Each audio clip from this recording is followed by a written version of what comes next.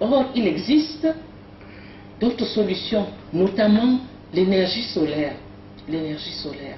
Comment faire en sorte que l'énergie solaire devienne une alternative à l'énergie électrique et que les populations puissent en bénéficier, n'est-ce pas? Lorsque vous allez dans les études, lorsqu'on voit les coûts, la différence dans les coûts de l'énergie, on se demande pourquoi on ne ferait pas plus.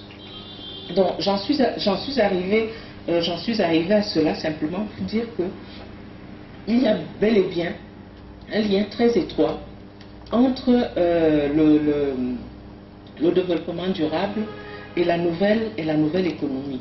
Mais l'essentiel de notre préoccupation, n'est-ce pas, porte sur le rôle des médias. Comment les médias, que font les médias pour non seulement créer le lien entre les notions de développement durable, entre la nouvelle économie, mais surtout dans notre environnement, on a presque envie de dire que font les médias de tout ce qui a été acquis au cours des 30 dernières années. À quoi sert-il d'avoir des journaux, des stations de radio, n'est-ce pas, et des chaînes de télévision par dizaines si on ne peut pas leur donner un contenu utile?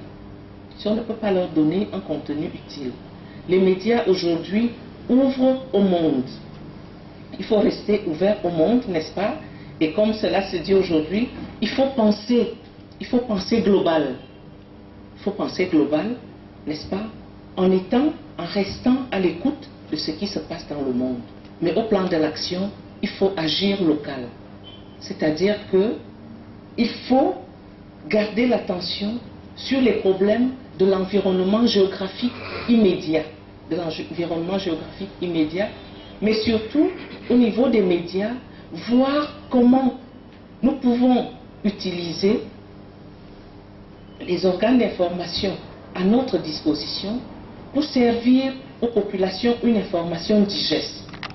Que nous avons pratiquement arraché à ces enseignements pour venir nous présenter cet exposé cet après-midi, et nous voudrons l'en remercier. C'est M. William Tadoum, et il va parler de Media and Rural Development, How do Media in Cameroon outstretch the rural environment in order to ensure sustainable development. Et je voudrais préciser que dans son exposé, il va s'appuyer principalement sur l'expérience d'un journal spécialisé dans la question du développement rural. Il s'agit, vous l'avez deviné, de La Voix du paysan, qui en la matière apparaît comme un modèle d'un journal consacré au monde rural. Merci d'accueillir M. William Tadoum, s'il vous plaît. Merci, monsieur le modérateur, de me passer la parole. Je tiens à remercier la Fondation Denis Ellore et l'ENORA pour m'avoir associé à ce symposium. Je suis très heureux d'être là. Le thème sur lequel je veux m'appesantir en français, intitulé « Comment est-ce que le discours médiatique s'adapte-t-il à la population rurale afin de contribuer au développement ?» Premièrement, je reviendrai sur les concepts, le concept rural. À quoi renvoie le concept rural?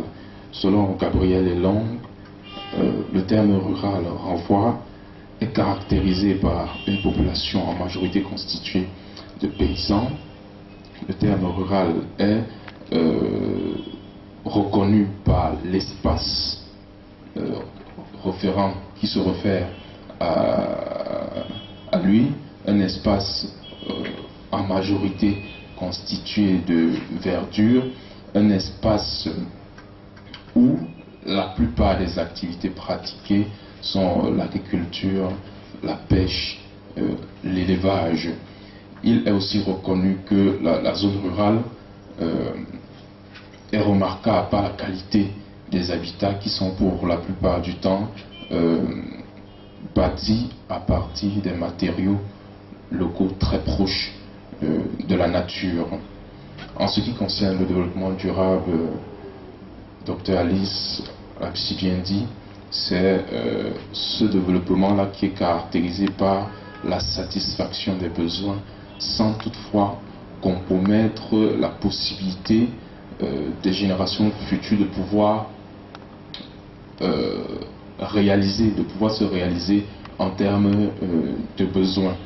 Donc voilà en ce qui concerne la définition des deux concepts. Le développement durable actuellement est un objectif global. Les médias sont reconnus comme étant de moyens puissants aptes à influencer de façon crédible l'atteinte de ces objectifs. Au Cameroun, il est reconnu que les médias entretiennent des rapports forts avec le développement, en particulier le développement rural de façon générale. Donc, chez nous, une fois de plus, le média qui s'oriente, qui a fait du développement durable, du développement rural durable, sa chose est bien évidemment la voix du paysan. Nous tenons à dire ici qu'il a été déjà créé en 1988 par des agronomes, en fait un ensemble d'amis constitué d'agronomes, de paysans et de journalistes. L'objectif de ce journal était, depuis le départ, il n'a pas changé, appuyer le développement rural par l'information, la formation et le débat sur le monde rural. Nous tenons à préciser ici que choisir le développement rural durable n'est pas un choix fortuit et hasardeux. L'on note selon les Nations Unies que les villes constituent à l'heure actuelle une menace importante pour le développement global. Or, le rural d'aujourd'hui est supposé être la ville de demain. Alors, si à la base, on essaie de réorienter la gestion de la situation, il est clair que les villes de demain sauront apporter des réponses crédibles et efficaces en ce qui concerne le développement durable. Le journal s'adapte aux préoccupations des populations rurales en leur apportant des informations proches de leur réalité respective. Ces réalités sont traduites à travers des informations que nous retrouvons dans les rubriques. Nous avons les rubriques les plus importantes et les plus significatives allant dans ce sens-là sont les expériences à partager, le bon à savoir, les fiches techniques, informations utiles et bien d'autres. En ce qui concerne les expériences à partager, il s'agit tout simplement ici pour l'ensemble des paysans de poser leur doléance par rapport à un besoin, par rapport à une incompréhension liée à une situation ou même par rapport à en tant qu'apport, on propose des réponses aux problèmes posés par d'autres paysans. Donc c'est véritablement une plateforme d'échange où les uns apportent les problèmes, les autres apportent les solutions, bien évidemment avec l'appui des agronomes qui travaillent avec le journal. Les fiches techniques, quant à elles, constituent la rubrique la plus intéressante pour les paysans. Ce n'est pas moi qui le dis, ce sont eux qui l'affirment. À l'unanimité, tous les paysans lecteurs font savoir que la fiche technique est la première, ultime chose qui les intéresse lorsqu'ils prennent le journal. La fiche technique est constituée d'éléments processuels permettant de mener à bien une activité agricole, une activité d'élevage.